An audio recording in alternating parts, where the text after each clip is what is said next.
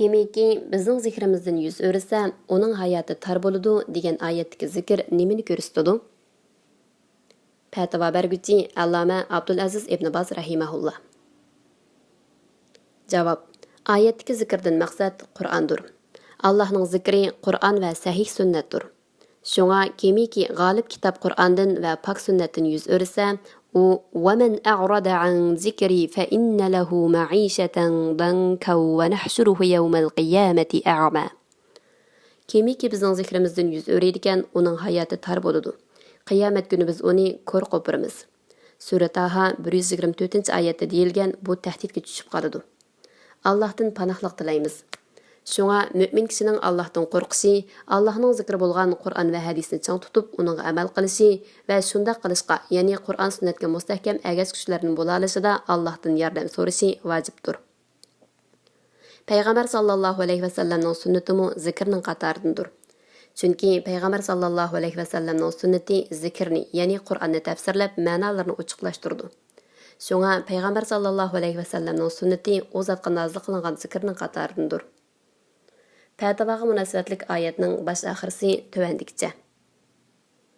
وَمَنْ أَعْرَضَ عَنْ ذِكْرِي فَإِنَّ لَهُ مَعِيشَةً ضَنْكًا وَنَحْشُرُهُ يَوْمَ الْقِيَامَةِ أَعْمَى قَالَ رَبِّ لِمَ حَشَرْتَنِي أَعْمَى وَقَدْ كُنْتُ بَصِيرًا قال كذلك أتتك آياتنا فنسيتها وكذلك اليوم تنسى وكذلك نجزي من أسرف ولم يؤمن بآيات ربه ولعذاب الآخرة أشد وأبقى.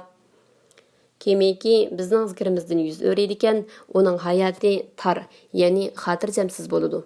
Qiyomat kuni uni biz ko'r qo'piramiz. U: "Ey Parvardigorim, nimishqa meni ko'r qo'pirding? Vaholanki dunyodagi chaqda mening ko'zim ko'ratdi-ku", deydi.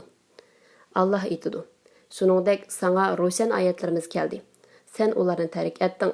Sen bugun shuningga o'xshash tark etilasan."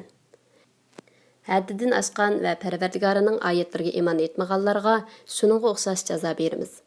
Oxiratning azobi texmi qattiqdir, texmi boqiydir. Sura Taha 124-oyatdan 127-oyatgacha. Furqon da'vat markazi tayyorladi. Mujtahid to'ridan elindi. Texmi ko'p shar'iy ma'lumotga erishish uchun Mujtahid to'rini ziyorat qilg'aysiz.